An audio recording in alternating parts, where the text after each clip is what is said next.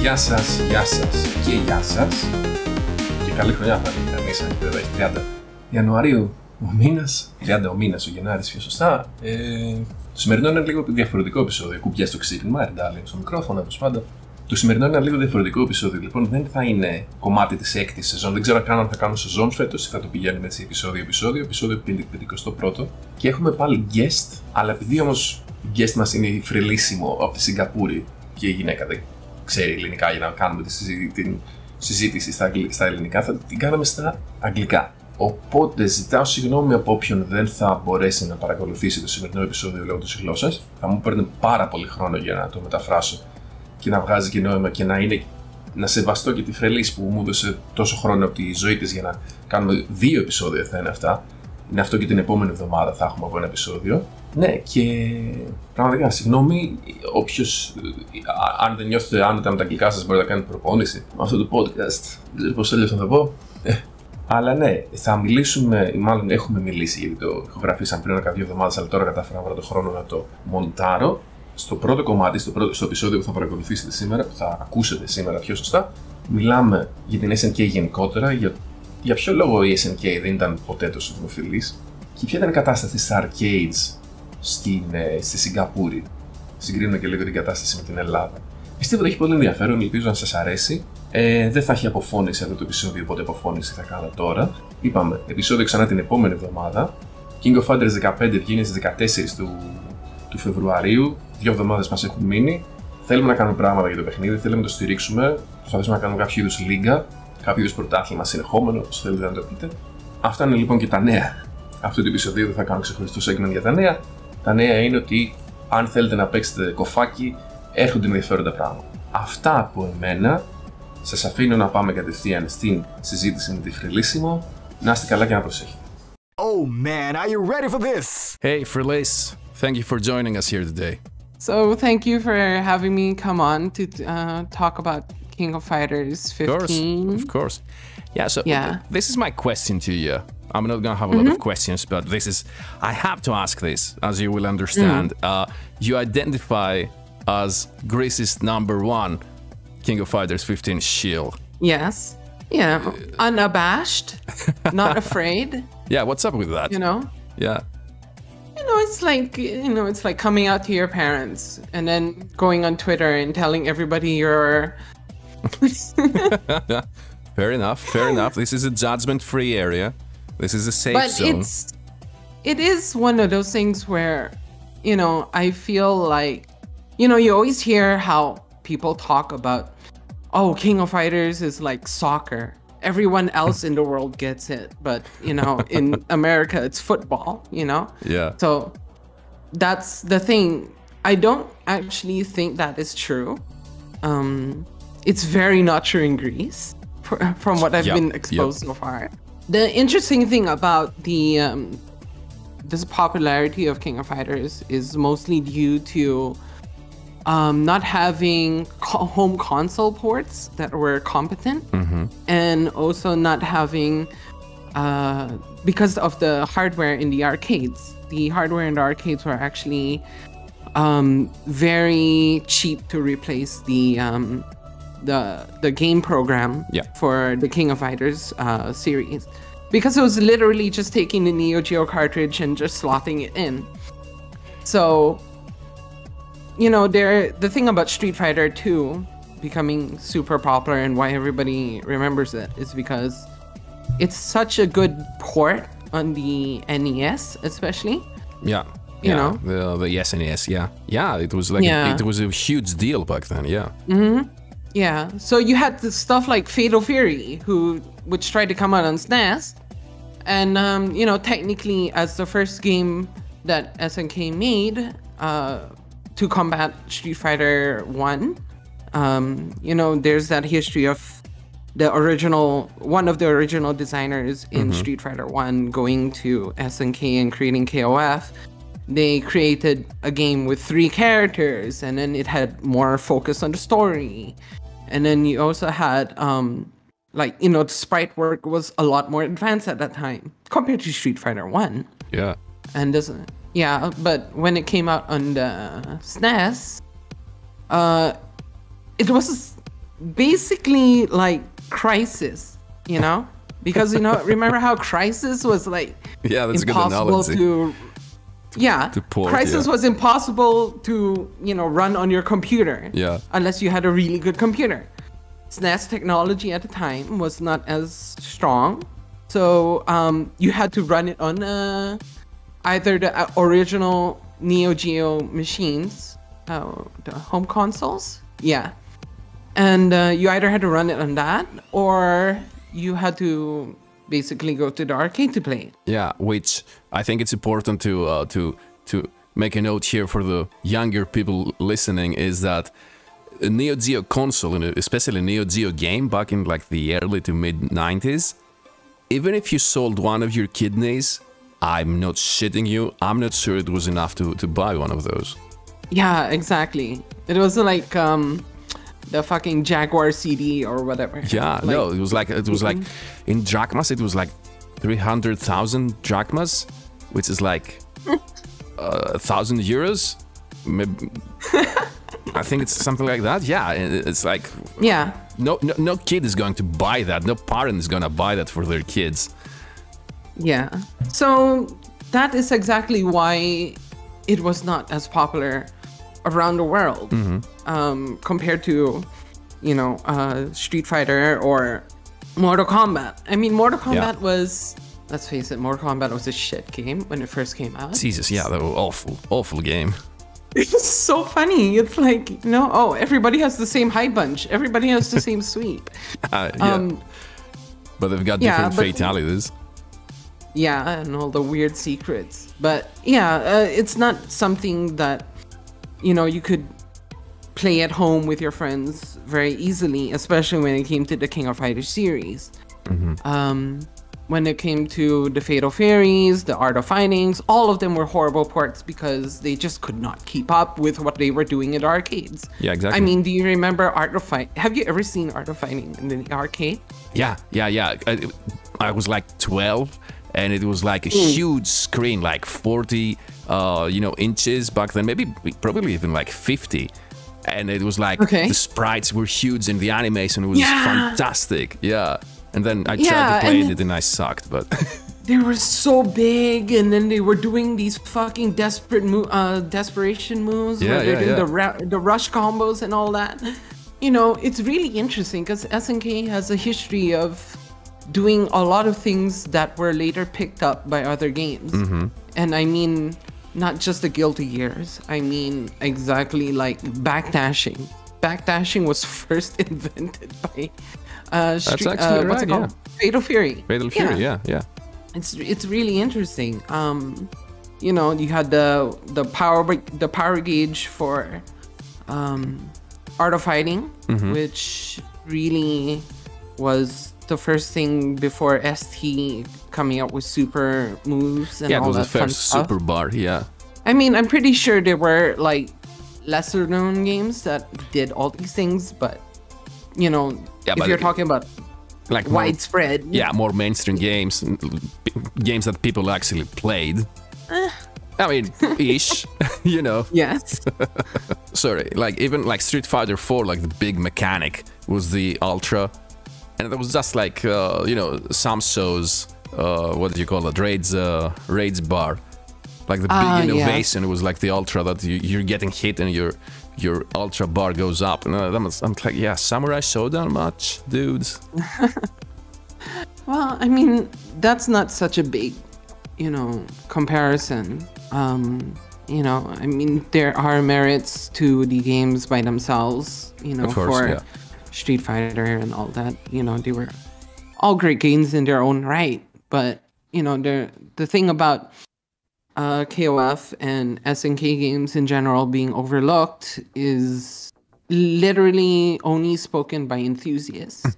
I mean, it's big in China, it's big in Mexico because, cheap to replace machines.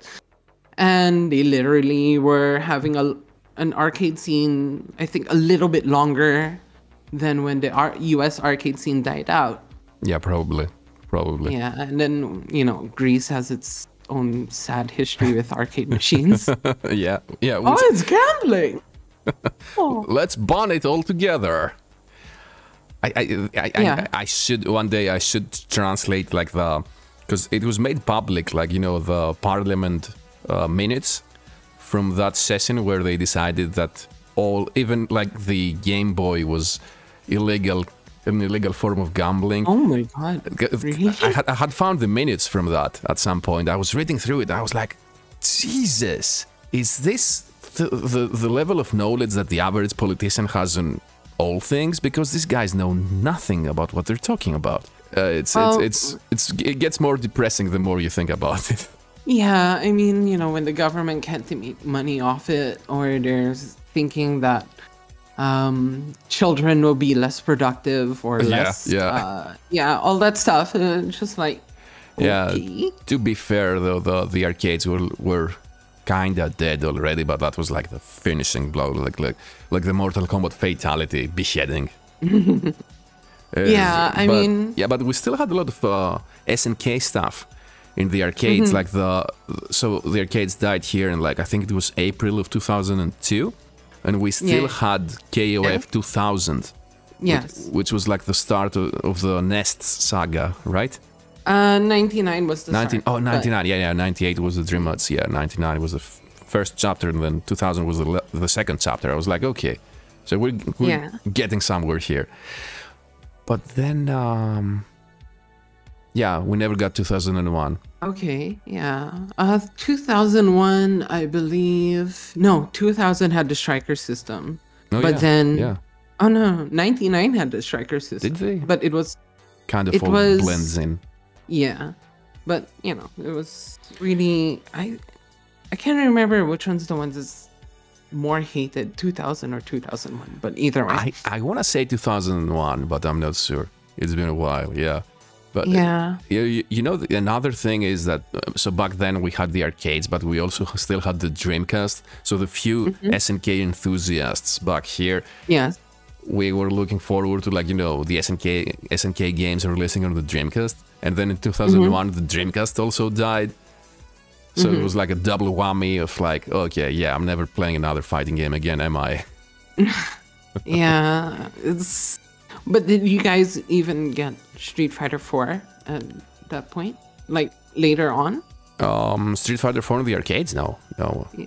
Never. Not even Third Strike. I've never seen a Third Strike arcade machine in Greece.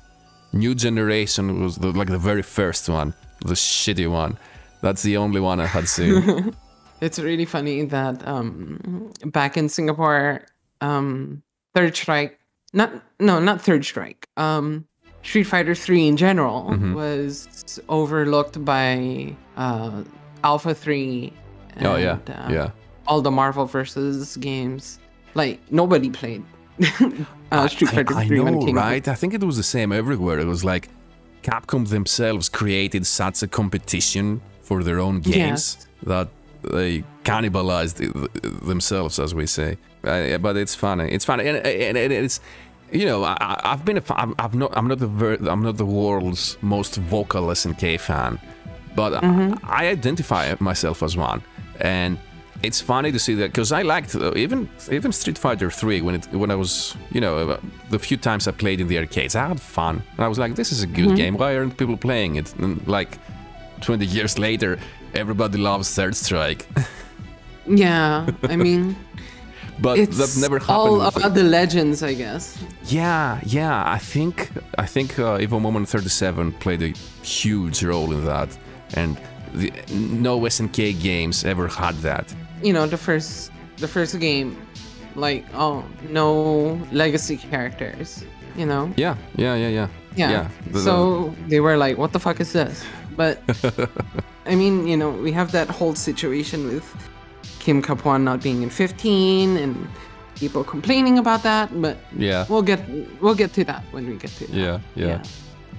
So, I really feel that KOF is one of those games that gets overlooked because of its history with home consoles and with the way that arcades panned out. You know, so without the home consoles, you do not get marketing. You know, True. it's a thing that you discovered in the arcades.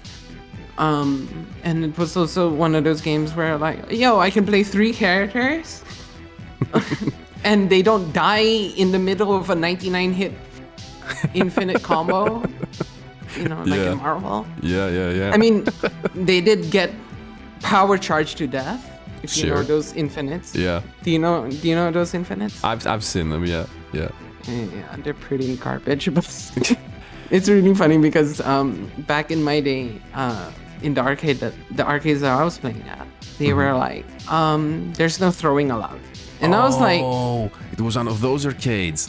Yeah, it was like one of those places where they're like, oh no, I get Oki, and then when I get Oki, I do my setup so I can get you into a power charge combo or whatever, you know, so I can do the infinite. Yeah. Like everything was just rigged for that kind of shit. It was really funny. But yeah. You know, I'm thinking right now, maybe one of the reasons why KOF was not as popular as, I mean, SNK games. I mean, I'm thinking about KOF specifically now, and this is just my, you know, personal experience from like 27 years ago. Okay. But I remember in the arcades that, do you remember the SNK games? They had the Neo Geo games, more specifically, they had like the level system. So when you put in a quarter and you got like the splash screen for the arcade, it was like KOF 94 level 4, and that was like the difficulty. Because I just remember there was an arcade here right next to my apartment, ironically enough, because Karditsa is that small. Okay. All the SNK games were on level 4, which was the most difficult. That one was level 3, and that was the only one that people could finish. And I used to go there to play, so I could beat Rugal with my cheesy Ralph tactics. Oh my god. I would win by timeout every time. SNK Boss History is some of the biggest bullshit. I know, right? Yeah, but you know, it's more about the scene, you know? Yeah, I mean, yeah. playing against the computer is one thing, but yeah, oh my god. I remember like playing KOF 97 and actually wanting to finish the story mode in the arcade. Oh, how did that go? Yeah. Oh, okay. So I have to fight 3 mini bosses plus a guy who doesn't have a lot of animations, but everything he does is like, you know, fucking, oh, I'm gonna explode here. Yeah.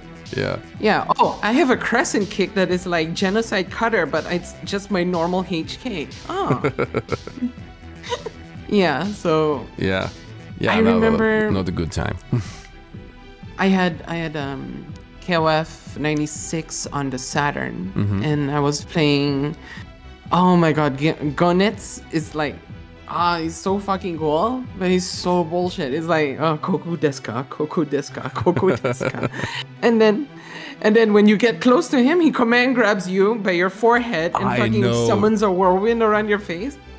Like, what do you want me to do?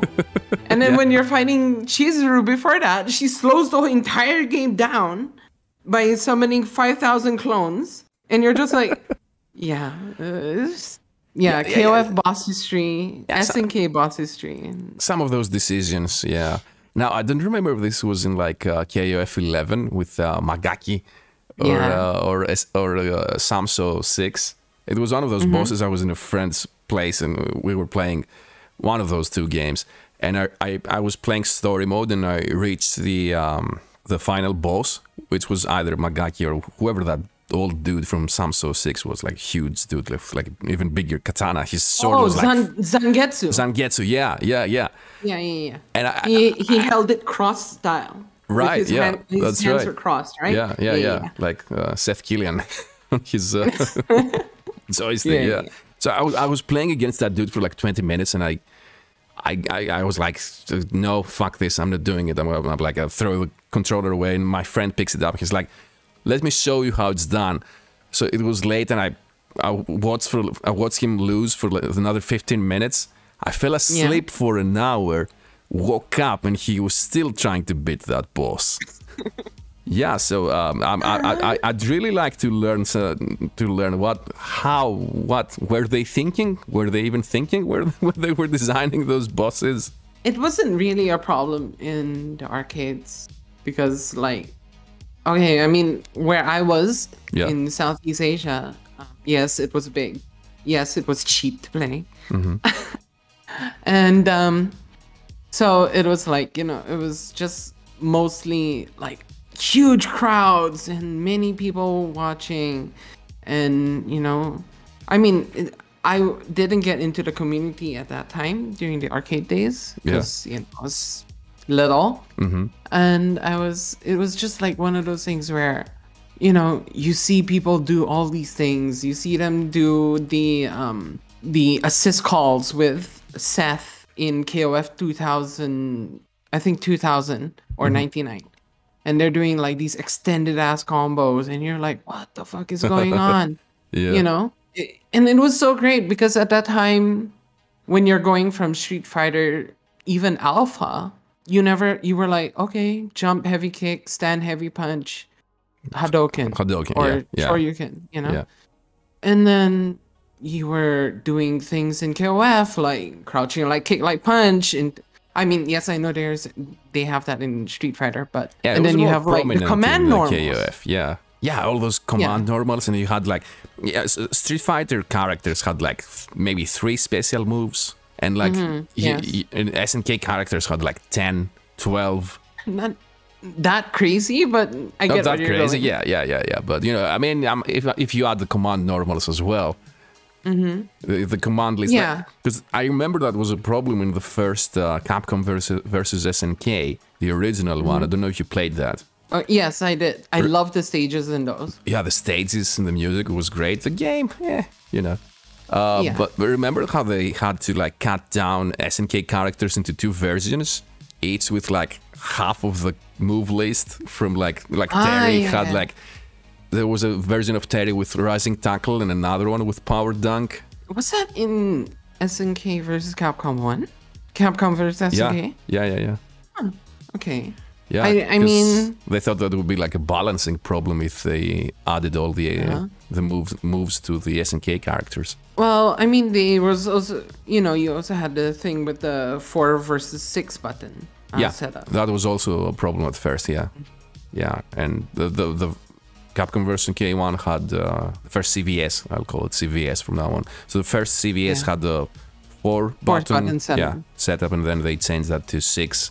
Because Capcom was like, it's not a big deal if we add a few frames of animation to every character. It works to certain degrees, but like, you know, I mean, I guess it's playing SNK games for my habit of having my, you know, the claw style. Oh, yeah. Where you have your first, your index, middle, and ring finger on your LP, your light, medium, hard. And then you have your thumb on light kick. Yeah. So when you had that, because that's how I would have my setup, or how the arcades were set up, it'll be light kick, light punch, light kick, heavy punch, and then thumb on heavy kick. Yeah, that's what I do even to this day, especially in Marvel and Marvel or MVCI. Yeah, that makes sense actually. Yeah, plus, you know, it's muscle memory. It's very difficult to get away from it. It took me, 3 years to stop playing, because I was playing cross-handed when I was young in the arcades. Okay. And then when I started playing Street Fighter 4, I had to use more, because, when I was a kid, I was only pressing roundhouse and fierce punch, because, you know, that did more damage, you know. Yes, that was me. That was me. Everybody, I think, hard kick, hard punch. Why the fuck do I need the other button? Exactly. Especially medium, like medium punch and medium kicks I never used, because I was like, okay, so lights are fast moves. The other ones do more damage. Why the fuck do I need medium kicks? I mean, I don't know. But so then I started having to use more buttons, and I figured that playing cross-handed wouldn't cut it. And it took me like, I think I started in 2009 to start playing, you know, with my hand on the stick, my left hand on the stick. And I was never really comfortable with that until like 2011, maybe 2012, when I started playing Marvel 3. Yeah, I had a few friends when I first started semi-seriously playing in the arcade for KOF. It was with KOF 97 to 98, I think. And yeah, I had these, we had like this arcade that we would go to, which was in like a country club somewhere. It's not really like a big fancy country club, but yeah, they had like 20 cents per game. So we would go there to practice, and then, playing. So when learning combos and all that at that time, it was like, it was really special because you didn't really have that experience in. Home? Well, I mean, I had a Saturn. Yeah, you had a Saturn. Yeah, that's true. But still, I mean, it's the whole social aspect of it, wasn't it? Like. Yeah, I mean. Back then it was kind of weird because it was like, you had your friends that you would hang out and learn from and play with, but then other groups would not be so forthcoming. It's weird. I know. Weird. Yeah. Like some people were like, they were doing like special moves, and they would also try to hide their hands so you wouldn't see like the motions, and say, what are you doing? Okay. Yeah, it's like, don't take it that seriously, Cobra Kai. Yeah, so like I was saying, KOF seemed to offer more in terms of like movement, in terms of being able to roll, in terms of being able, sure, it only had 4 buttons, but all 4 buttons felt like they did something. Yeah, something unique. Yeah, there are some buttons in Street Fighter Alpha series especially that did not actually, that were so bad that you would never use them. Oh yeah, for example. Yeah. And some command normals in any Street Fighter, it's like, why did you even bother? Yeah. What is the point of that? They're not even situational. They're just fucking useless. Yeah, it was really weird at that time. So when I started playing KOF in those days, it was all about all these different things that they offered, and the scene was big enough to warrant everyone actually playing the game back in those days. But by the time we got more open with the internet and everyone who was that was more like the Street Fighter 4 era, and sadly during that time you had things like Kof Maximum Impact. During that time. Yeah. That rousing success. I mean, Kof Maximum Impact, it still brought like really interesting things in a way, because have you ever played Maximum Impact? Once. Like literally once. But did it blow your mind that you could do strings and chains, but then you could also combo them into special moves? Did you even get to that point and see that? I don't think I got to that point, no. I mean, you can actually get to that point very fast in the game, because you're just like mashing on buttons and then you're noticing, oh shit, when I press heavy punch, it actually does a string. It doesn't just do heavy punch and then another heavy punch. No. It actually did strings, and you could do OTGs, and you could do juggles and all that in that game. Now, explain to me what game actually did that at that time. Aside, you have Tekken, which is doing strings and all that into juggles, right? More of a 3D thing, yeah. But you could not do like special moves. No. You know what I mean? You can cancel them. Yeah. You couldn't cancel into specials or supers, whatever. So whenever Tekken versus Street Fighter comes out, I mean, just look at Akuma, for example. Yeah. That's a good point, actually. Yeah. So when you think about all these things, maybe Maximum Impact was, getting somewhere. Yeah, now that you mention it, maybe I'll give it another shot, because I remember because I played a bit after it came. I played the game like a few months after it first came out, and everybody was like, "Oh, this game sucks." And I didn't really have an open mind. I mean, you know, I saw the game. I was like, "Yeah, this sucks. Can we play something else?" It's really strange because Maximum Impact was one of those games that basically was like it plays nothing like the game that you're used to. Yeah, exactly. So that's exactly why people would say it sucks. But yeah, if you're gonna go back to it, play Regulation A, KOF Maximum Impact 2 Regulation A. That's the one with Ash Crimson inside, and that's the one that's really focused for competitive play, even though it never got competitive. Right. But if you're just going for the story mode and you play KOF Maximum Impact 2, and you go for what's his name? You use Terry Bogard, you're gonna be like, shit! And Jesus! Yeah, you're gonna hear like amazing voice acting. I'll give it a shot. Sounds like a good time. It's okay. You don't have to lie to me. No. I want to have an open mind, dude. I want to try some games that I haven't tried. You know, it took me literally 40 years. I mean, not 40 years, but last year, at the age of 40, it was the first time I ever did a roll cancel move. And I was so happy with myself. I was like, finally, after literally decades. Well, I mean, you know, CVS was a lot of people's first introduction into SNK games. That's right. Yeah. I believe that's exactly when some people got interested in SNK more in the West, because I only know about the lore about that in the West, you know, for what CVS did for SNK. So that's a really interesting point there with how that game influenced the spread of enthusiasts back in. Because you know they were also different, you know. In terms of their design, how they looked, how they presented themselves. Like, oh, this is your Shoto. Here's our Shoto. Here's our pro tag. Oh, he's not a Shoto. What the fuck? You know? Here's our second pro tag. He's not. He looks like a Shoto, but he's not. Yeah. Try playing like a Shoto and you'll suck. He has two things that the Shoto would do, and that's it.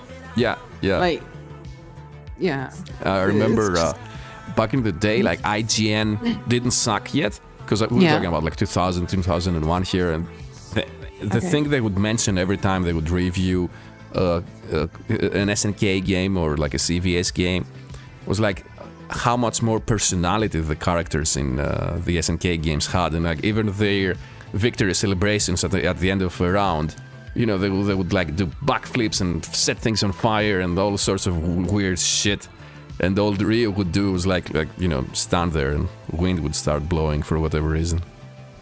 I mean, it's really strange because KOF. Okay, we can go into the whole, it's KOF anime. Now, let me be clear about this, okay? I like anime. I just hate fucking weeb-ass anime. Okay? Alright? I'm not Fair down enough. for fucking alternate dimension, different timeline kind of, you know, fantasy things, you know. Yeah, that's just me. Miss me with that. Yeah, I'm not for that either. If Ghost in the Shell basically is the kind of anime that KOF is. Yeah. I like that it has analogy. It has some historical bullshit, like, you know, the Iori, Kyo, and Chizuru. The three sacred treasures is an actual thing in Japan. Yeah, I think I had heard of that before. Yeah, but yeah, so they drew the lore and ideas from that. Yeah, and then the Nest Saga was fucking Spider-Man Maximum Clonage. That's right. You know, with the Jackal and Spider Side. Do you remember Spider Side? I don't, and I'm happy. I think I'm a happier person for it. What about Cain? Oh, I remember that. See, you are still infected with I know. Jesus, how can we get like a selective amnesia for certain things? Yeah, so, you know, and then you had the Ash Saga, which was those from the past, like this cult group. Like basically Orochi Clan Europe.eu. Yeah. Yeah, you know, yeah, stuff like that. But, you know, everybody, all the fashion, all the costumes, most of the costumes, even just the design idea for Athena is like, to me, I think it's like, you know, I still can't stand her, but I can tolerate her existence. I can understand why she's in the game. Yeah. You know, she's a pop star who just happened to be a reincarnated goddess, Athena from .gr. Yeah, it's funny how like people don't really make the connection, and then you point it out to them. You know, have you noticed her name? And they're like, oh. I mean, they'll still be like, okay, that's even dumber, or you know, it is, yeah, yeah. But it's always fun. You know, I mean, they made that game. It was a top-down shooter. Yeah, I didn't remember the name. Psycho Soldier. Yeah. So you have all these JoJo references, obviously, just like in Street Fighter. Oh. Yeah. But yeah, you know, they were a lot of more grounded in how they looked. There's a thing that super best friends play used to say. Yeah. They said KOF characters look like they could go clubbing right afterwards. You know? I had never heard of that, even though I've watched a lot of super best friends. But yeah, that actually checks out. Yeah, they totally look like that. Yeah, and you know, I mean, aside from characters like Kim or Rio, who are like, no, I care about my dojo. I don't care about anything else. For example, K-Dash looks like he came into the fight directly from clubbing. Like he was clubbing somewhere and he was like, oh, there's a fight over there. Go there. It's so funny that he is like, he's Edge before Edge became a thing. Right. You know, it's so weird that there's so many things that came out in KOF that just transcended things. Like before these things became niche or cliche or whatever. It's so strange. Like, you know, you have Kyo Kusanagi, who literally changes movesets, becoming, oh, okay, I'm going to become a wandering fighter by myself, but not in the style of Ryu. No, I'm just gonna be like, fuck it, this is my life now. Yeah. Like a moment of realization, of sorts. Yeah, I got my ass kicked as a Shoto. Did you know that he failed high school 3 times in canon? No, I don't remember that. Idiot. He's a fucking idiot, and I like to imagine him as like the guy, like he calls up his dad and says, yo, just send me money. I'm out of money. And then his dad's like, no, you need to get a job. And he'd be like, look, Dad, I fought the Orochi and I sealed that motherfucker. You know the thing that you were supposed to do? Yeah, fuck off, all right? Send me the money, bitch. And then just, you know? That's how I imagine Kyo Kusanagi. Yeah, that checks out, yeah. He does have a very asshole-ish personality in that sense. Yeah, and it's funny that he's like the good guy because Iori is even a bigger asshole than Kyo is. Yeah, but and I mean... I'll always remember that illustration of like Iori feeding the stray kitten. How many stray kittens has Kyo fed, huh? 0, that's right. I mean, there is strange... there are strange plot threads that show growth between characters, like... Obviously not Mai Shiranui, okay? Let's get that out of the way, okay? Yeah. She's just gonna be boy crazy forever. Yeah. Although, you know, in 15, apparently, with the team stories that they're putting out. Oh my god, have you read those team stories for KOF 15? No. Oh my god, it's like reading fan fiction again. Oh Jesus. It's so cute. It's like he turned his head and he whispered to, you know, it's so strange. It's really crazy. But what's it called? Yeah, there's a lot of like growth and change and passage of time, even though some characters literally never grow up, you know, stuff like that. There was weird sub stories of, like, example, Kensu from the Psycho Soldier team. Oh, he lost his power because he's learning. He found out that he has the power of the dragon or some bullshit. I can't remember, but you know, it was too powerful for him when he used it. They did plot threads and they did story thread. It was so interesting back in the day. Like KOF lore is so strange that it has so much connection and so much depth to it. I know, right? It's not something you expect to see, you know, in a fighting game, and people always complain, oh, there's no good storylines except for Mortal Kombat. And it's like, no, Mortal Kombat story sucks. But did you ever try like looking into KOF? I mean, I know I'm the fucking Greece number one shell, but still, these are all facts. These are all the things that are really crazy about SNK, that they did a lot of innovative things. They focused on story. They did a lot of things that were out of the norm. Yeah, as you said, the changes that they made in the story were also reflected into the gameplay. Like, you have Ryu fighting the same way for like 30 years now, and his story is pretty much the same, really. And you got like, it's like a whole storyline in KOF where Kyo gets his ass kicked by, how do you pronounce his name? Genids? Genids, yeah. And then he changes his style, and then all the other characters, like, because, you know, when you get a game every year, you have to make changes in the gameplay. But, you know, they make the changes that they have in their gameplay, they're also reflected in the story. In the character story, and that's something very unique, and it makes you want to keep, for me at least, it makes me more invested in the thing, you know? Yeah. I mean, you know, you had that whole KOF 13 storyline, where Iori lost his flames because in KOF 12 or 11, Ash was like, okay, I got one treasure, fuck everyone, you know? And it's like, okay, KOF 14, even in that, like, I did not believe in KOF 14. Okay, I don't think anybody did.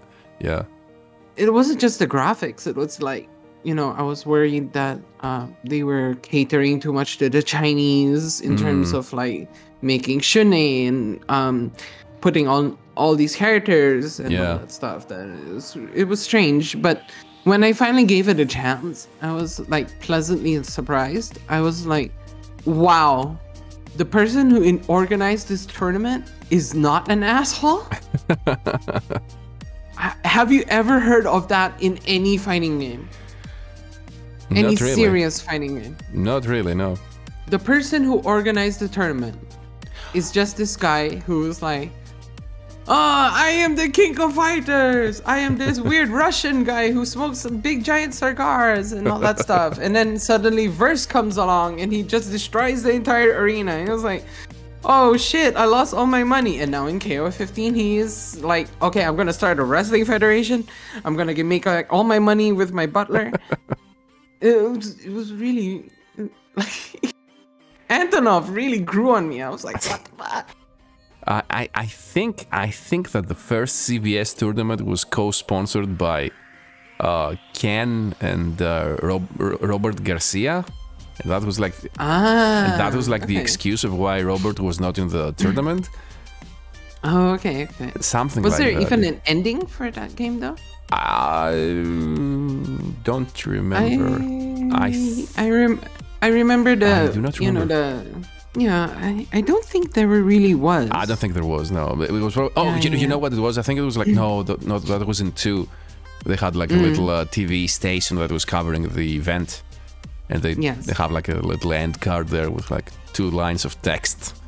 I think if we don't remember anything about the ending of the first CVS, I'm guessing that there's nothing there to remember. You know, CVS is one of those games where I'm like, if they're gonna remaster it, please, if they're gonna remake or remaster or whatever, please just give us CVS 2 with all the stages from both games. Yeah.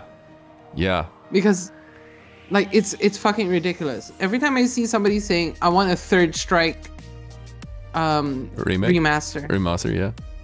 I want Third Strike remaster with rollback netcode.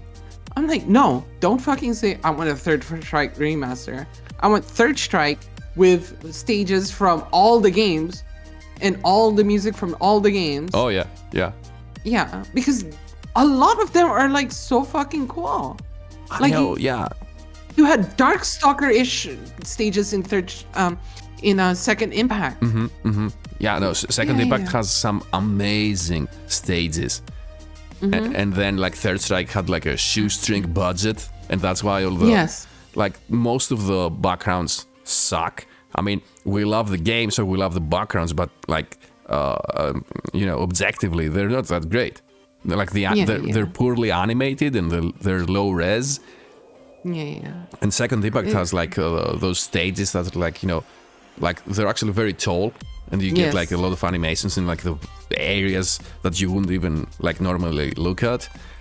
And it's great, and you got all those amazing backgrounds in the CVS 1. Okay. With like the train and like the Pow Pow Cafe with a huge dragon. The car. No. The fucking car stage. What was that? Oh yeah. Outlanders or whatever. I think so. Yeah. Outriders. Out something. The fucking car is like, you know, it's driving and then suddenly it loses control and it crashes into a fucking tanker truck. Yeah. And the whole thing explodes. And then they're like, round 1 fight. You're fighting in a disaster area. Like, this is so cool. Yeah, but you know, some purists would say that since these these stages add nothing to the multiplayer, the competitive experience, that's why they're not doing it anymore. But I'm like, shut the fuck up. Exactly. That's the only correct answer to that. You know, I mean, pick training stage at your goddamn tournament, but for fuck's sake, we have all this gorgeous art that is lost to time because these two other games are fucking unplayable, you know? Yeah. It's you reminded me, like, when people were playing Marvel 3, they were playing on a PS3, so the only stage you could use was the training stage because all the other stages were lagging. Like, they had like a massive input lag. Or whatever, I don't even remember, but there was a problem. And then the game releases on PS4, everybody's playing on PS4, but they're still picking the same fucking stage. I was like, what's your excuse now? Yeah. Like, play the fucking game, Jesus. They're like, oh, it's hard to see. I understand some of that. Some of that, daily, yeah. Daily Bugle is not a fucking problem. Exactly, yeah. I mean, I can understand like the reverse Ghosts and Goblins stage where everything is like black and white and it's like grating in the eyes. Sure. Yes. And one of the Asgard stages is too bright. Sure, I'll give you that. But you still got other stages. Playing them. Yeah. You know, you want to make it. You want to make it into a spectator sport. You know what spectators like? Nice visuals.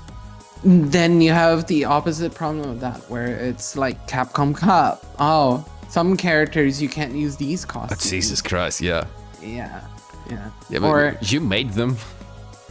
Oh, Mika's default outfit is a problem. What? You know, I will always say that their attempt to desexualize the fucking critical art for Mika. That was the biggest joke I've ever seen in my life, because as an actual wrestling fan, all you did was turn it into, oh, look at these two girls hugging the guy and smashing his head into the ground with their asses. Whereas it's actually even worse, yeah. Yeah, the original animation was a fucking double muscle buster you know, you're stringing the leg over their shoulders and it's smashing their head into the ground. Not, it's just sad. Yeah, it's I don't even know what kind of executive came up with that decision. Definitely wasn't the designer. Yeah, well, what can you do? It's one of those poor attempts to make, you know, games again into more of a spectator sport, but while also trying to placate like the investors, and that's just like a losing game. Yeah. I don't know. I'm ranting. So yeah, so it's like less than a month until KOF 15 comes out, right? Do you mind if we cut here for like, you know, the first part, so we can go into the actual topics for the second part? Of course. Okay. All right, that's cool.